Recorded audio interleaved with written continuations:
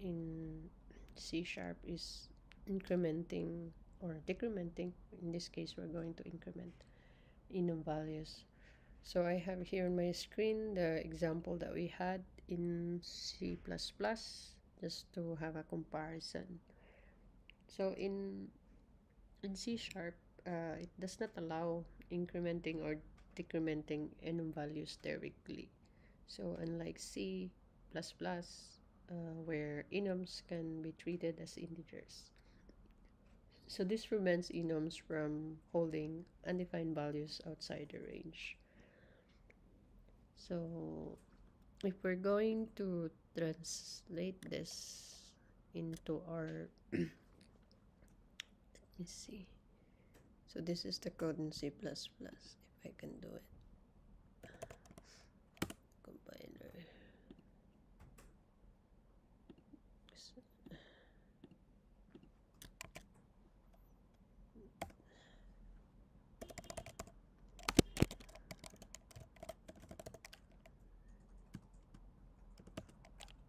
11 enum color again.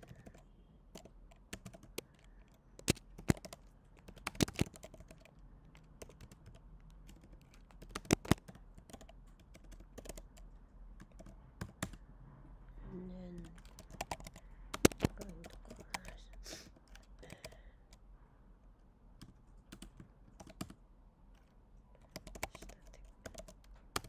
Static main program.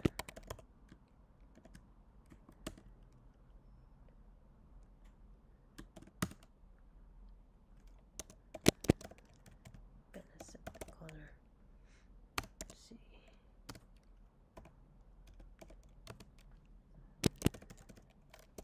Just to see.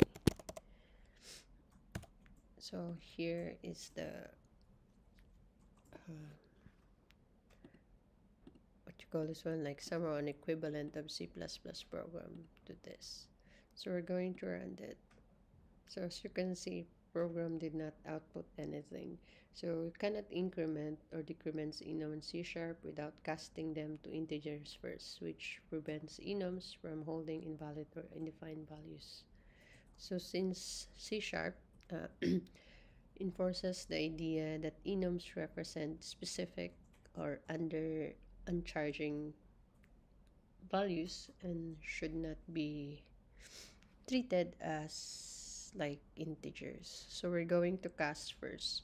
So I have here the program that already have castings, as you can see, integer, integer, integer. So we're going to do it, run it, and this time it did pass. It did allow us. The program did pass through since we did the casting already. So which makes this more sense because we're casting before we're telling it to cast to integers before we do the just to make sure that we're doing it a little bit safer, so we're not just treating everything as integer. So if you want to treat this as integer, you need to cast it. So yeah, so but after incrementing the after we did pass the blue already, so the value becomes 3, so which is not defined. So this is the thing, not defined in the color enum, so there's no 3 there. So and this is like the area already, like this can lead to unsafe behavior if not handled properly, so you can see there in our output. So if you need to you need to prevent this, we can add checks to ensure that the values that stays within the bounds of the enum. So but still though, regardless, this is better than the C++. So you just have to be careful. It's up to programmers, but there are ways that how to prevent it beyond the enum values. But what is good is somehow there's better safety in this kind of setup, that you need to cast it in order to pass the program. So this is for our I think number 4 or number 5 exploration or case or problems and exploration on enums in C sharp. So yeah, that's it. Case or problem that we're going to explore is the bitwise operations on enums. So this is the code that the problem, or the same uh, program that we did explore in C++ in regards with the bitwise operations on enums. So we're going to compare it with the C sharp uh, enums, or bitwise operation on enums. So as here we're going to run the output. Okay, so we do have the 5 here. Now with the equivalent of that here. So first flags. So we're declared that this enum is intended for bitwise. That's why we have the flags there, bitwise operation. So here the color combined bitwise or operation. So this one. And then here we're just trying to say print the output. It should be red or blue, so that's done. We're expecting that output. So C sharp, we're going to run it. Okay, so we have here salts red or blue. Okay, so C sharp allows bitwise operations on enums, but it's more explicit with the flags. So it's saying, yeah, this is the flags. We're declaring it flags attribute. So indicating that the enum is intended for this purpose.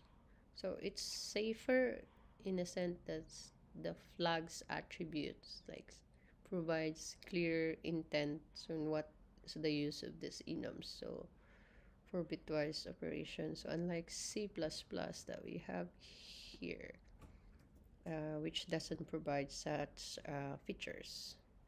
So that's the comparison, and that's the bitwise operations on enums in C sharp case or problem number 6. Here in the problem 7 or case 7 on exploration on enums in C sharp. So I'm here on my screen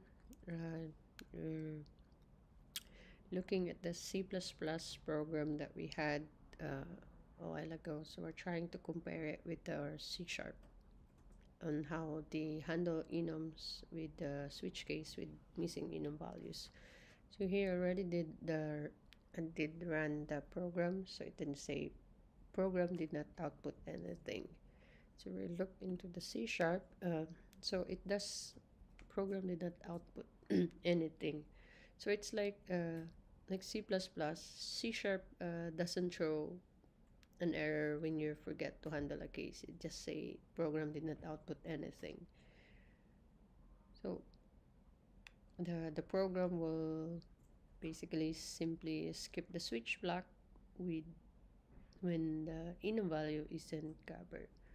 So it's unsafe in the sense that if you fail to handle all enum values, this can lead to bugs and unhandled cases in your code, because there's not it's unhandled in the sense that you don't really like it's not throwing an error to any specific in your code. So that's the number 7, the switch case with missing enum values exploration in C sharp. Down to last third problem or case in our exploration on enums in C sharp. So this is the C++ problem or case that the number 8 case or problem about forgetting break in a switch. So this is the original C++ program. So here the output is it did pass, color is green, color is blue. Although we set already that the condition is the color should is equal to green, but since that there's no break on green, it just continue even though we satisfy the condition, which is C is equal to green. But Yeah, but C++ allow us, so we're gonna compare it with the C sharp. So I already run, and then the output is compilation failed. So in this case, C sharp did not allow us to run the program because we were missing here a break here on this particular line. So we missed the break there, so it did have the compilation error. If you try to fall through from one case to another without an empty case, so yeah, that's the thing, there's an error. So here C sharp enforces better control over the fall through in a switch statements, not like in C++, as